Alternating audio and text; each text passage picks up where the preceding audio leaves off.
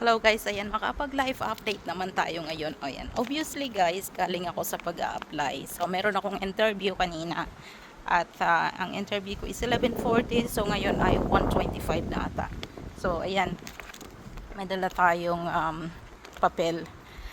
At interview ko guys ay interview tapos kasama na yung trial. So, nag-apply ako sa school. Ang job talaga is pang 1 oras lang siya. Kaya lang kasama na yung trial doon plus yung interview, o di ba? Bonggang-bongga. Nakapostura ang lola niya. So, ayan, papauwi na ako kasi tapos na yung aking trial. Tapos na yung break time naman.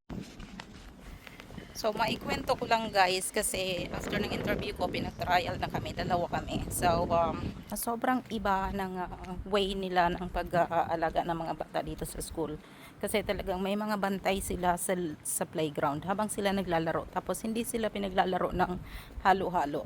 So, kailangan yung mga bata ay naglalaro ng by class.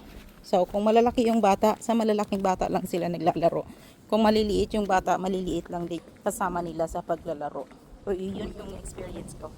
Yan lang ang aking ganap for today. Thank you so much. Bye.